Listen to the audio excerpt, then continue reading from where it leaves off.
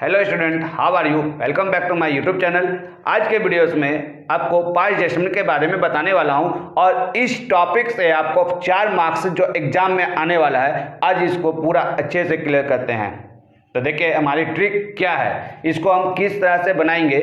देखिए सबसे पहले आप अगर पास्ट एडजस्टमेंट बनाते हैं तो ये आपको जो आप 11th में रेक्टिफिकेशन ऑफ एरर पढ़े हैं तो उसमें अगर कोई भी एंट्री आपसे गलती हो जाती है, आपसे मिस हो जाती है, तो आप उस एंट्री को बिना कट किए हुए आप एक एंट्री करके उसको सही कर देते हैं।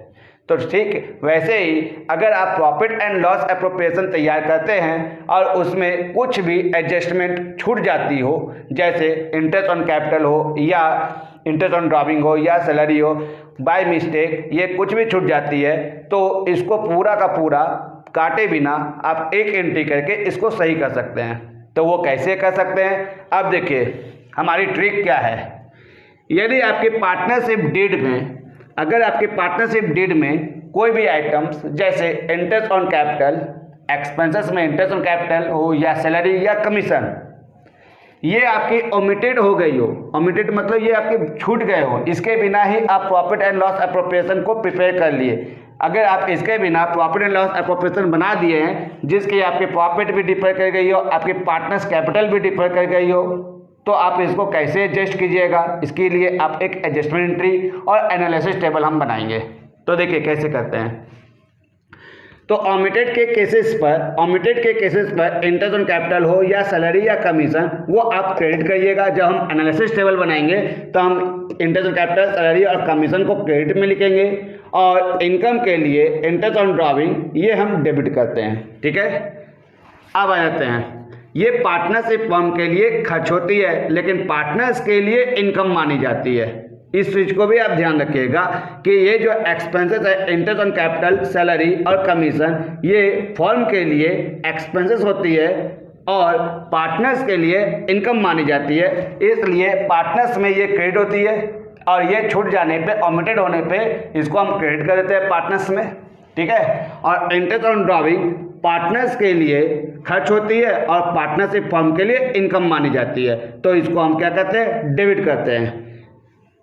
अब इसकी अपोजिट देखिए, ये क्या है, ये रिकॉर्डेड है। ये तो ओमिटेड था, हम समझ गए कि ओमिटेड अगर भूल जाते हैं, अगर उसको छूट जाता है तो क्या करते हैं। अब ये रिकॉर्डेड हो गया।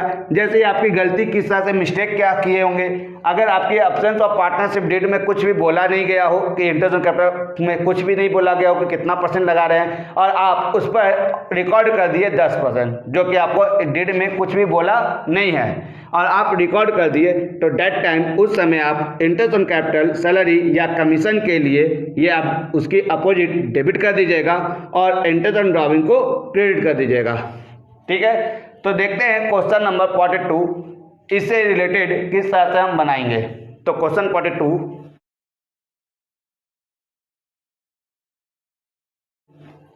देखिए क्वेश्चन क्या है। After the close of the partnership have been drawn up and the books close off, it is discovered that interest on capital at the rate 8% per annum as provided in partnership agreement has been omitted to be recorded.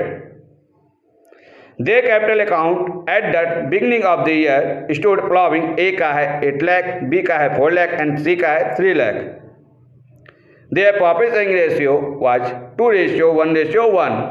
Instead of the altering the balance sheet, it is decided to pass necessary adjustment entry at the beginning of the next year.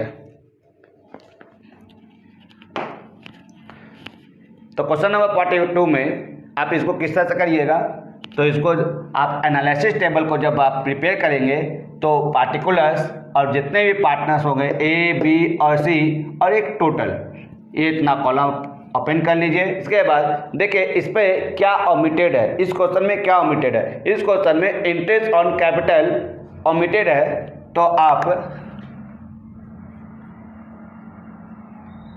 Interest on capital, अब देखिए हमारे rule पर, हमारे trick पर, हमारे क्या trick है इस पर। तो इंटरेस्ट ऑन कैपिटल अगर आपकी ओमिटेड होगी तो इंटरेस्ट ऑन कैपिटल आप क्या कीजिएगा, इसको क्रेडिट लिखिएगा।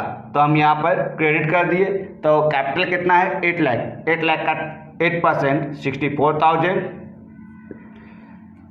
8 लाख। इसके बाद आपकी कैपिटल 4 लाख है, 4 लाख के 8% 32,000 एंड 3 लाख की 8% 24,000। आपकी टोटल 1,20,000 ये टोटल आपके हो गए। ठीक है, अब इसको किस तरह से बनाइएगा, यदि आपकी ये क्रेडिट है, अब इसको प्रॉफिट डिविजिबल करेंगे तो डिविजिबल प्रॉफिट 2:1:1। ये अगर आपकी क्रेडिट होगी तो इसकी अपोजिट ये डेबिट होगी। ठीक है, जब आपकी इंटरनेशनल कैपिटल क्रेडिट होगी तो ये इसकी अपोजिट होगी डिविजिबल प्रॉफिट। यदि आपकी इंटरनेशनल कैपिटल डेबिट होती है, अगर अफसर तो पार्टनरशिप में इंटरनेशनल कैपिटल आपके डेबिट होती है तो आपकी डिविजिबल प्रॉफिट क्रेडिट हो जाएगी उस समय। तो आप इस 1,20,000 को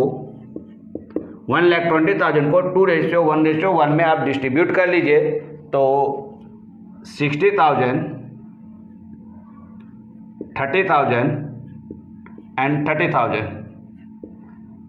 ठीक है, और अब ये दोनों पे डिफरेंस कर लीजिए। अब ये दोनों का डिफरेंस कितना आ गया 4,000। किसकी अमाउंट अधिक है, तो इसकी अमाउंट अधिक है, इसकी क्या है क्रेडिट है, तो ये आप क्रेडिट कर दीजिएगा। ये दोनों में डिफरेंसेस कितना है 2,000 की। अमाउंट कौन अधिक है, ये इसका क्या है, इसका क्या है क्रेडिट है, तो क्रेडिट आप कर दीजिए। इसमें कितना डिफरेंसेस है 6,000। ये कौन सा अधिक है, ये इसका क्या चिन्ह है डेबिट है, और ये आप डिफरेंस नील हो गया। तो इसकी general entry C's capital account DR to A capital to B capital, जो क्रेडिट है उसको क्रेडिट में आप लिख दीजिए।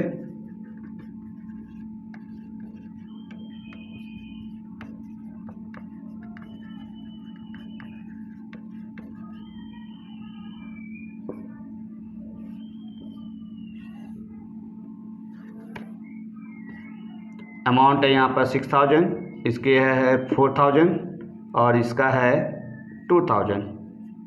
ये आपका आंसर